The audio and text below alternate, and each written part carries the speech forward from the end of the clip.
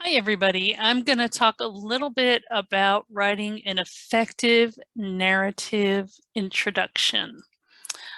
So when you're writing a narrative, the introduction is very important. It's important to gain your audience's attention quickly and to keep it engaged throughout the paragraph and hopefully throughout the rest of your essay. So here are some guidelines that will help you craft an effective intro for your narrative essay. Now, we've spoken a bit about the hook or the lead, and that's usually 1 to 2 sentences right at the start of your introduction. This does several things. It captures the reader's attention primarily, and you can do that in a number of ways. One way is to begin with dialogue. When you start with dialogue, that invites the reader into the scene as you're setting it up, right? You could also start with action. This is a technique that gets the reader quickly involved. If it's an exciting, intense action scene that you start with, this sucks the reader in. You can also use description. We've talked about descriptive writing and how that really helps to paint a picture for your reader. You can describe the setting, the time, and the place where your story is taking place. You can also describe the characters who are involved. In a personal narrative, you may be speaking about yourself as a child, so describing how you were as a child can be very helpful. If you're describing some other characters, maybe a person who had a profound effect on you one way, negatively or positively, you could describe that person as well. So description really helps things come alive in the minds of your readers. You could start with a sound effect. I think we had talked about a startling sound effect can really get the reader's attention. Boom, the book landed heavily on the desk, right? So if you can use those onomatopoetic words, big word, onomatopoeia, which is just a word that describes a sound, essentially, right? Boom, smash, crash, those types of words.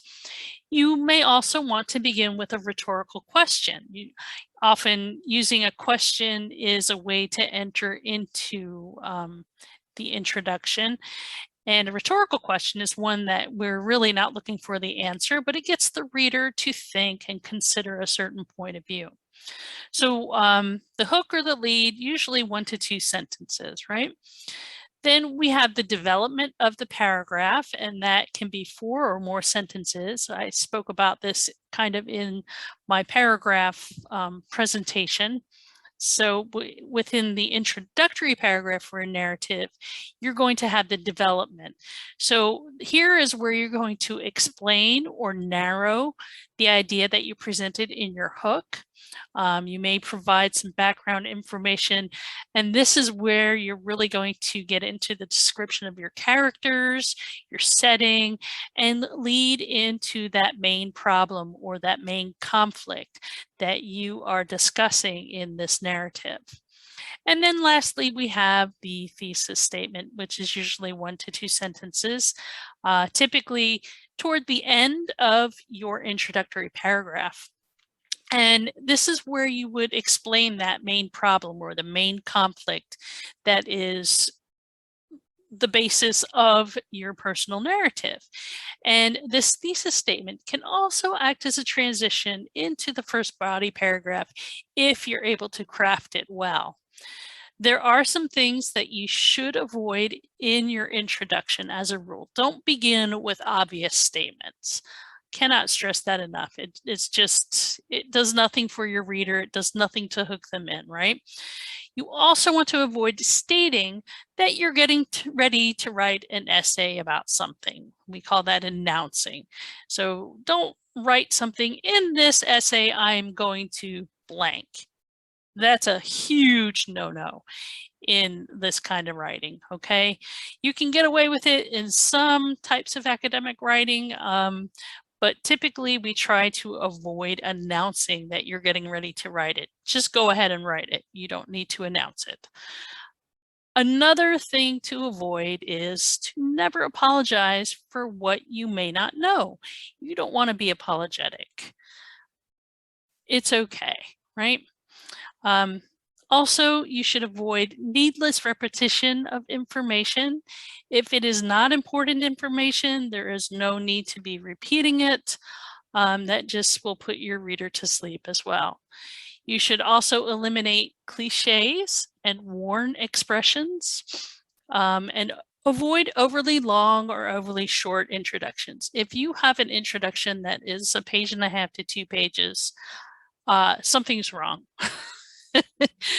I can't say this enough, and I've been guilty of this many a time in my writing career, of overly long introductions. And that's usually because I want to cram a bunch of background information into my introduction so my reader is not completely lost. However, you're often best when you have those overly long introductions of either revising significantly or splitting them into 2 separate paragraphs. One that's really your main introduction, and then a part that is explaining some of that extra background information that you might feel is necessary for your narrative. Another thing to avoid is using second person. When you use the pronoun you instead of what have you. You want to change second person to third person, or in this case, with your personal narrative, you're primarily going to be writing about yourself. So you're going to use the pronoun I, me, my, mine, okay? You don't need to use you, and you don't need to change to the third person either. And lastly, the thing you want to avoid is overgeneralizing or being vague in your introduction. Your introduction really needs to be specific, it needs to be interesting, and it needs to keep your reader engaged. I cannot stress that enough. If you lose your reader in your introduction, there is no way they're going to get through the rest of your essay. So that's why the intro is super, super important. But it's also why we try to save really working on the introduction until after we've done our draft and we've had a little bit of writing experience and we've gotten through several body paragraphs, and now we really know what we're trying to say. And then we can go back and revise the introduction and really make it a shining example, right? You want your introduction to be great. You want your first sentence to be spectacular, to get your reader's interest right off the bat. And that way your reader is engaged and your reader will keep reading through your essay, because people, I know you have some fantastic stories, you have some great things to say. It's just a matter of getting it written in a way that's interesting and engaging and makes sense. So good luck. If you have any questions, you know how to get in touch with me. Bye.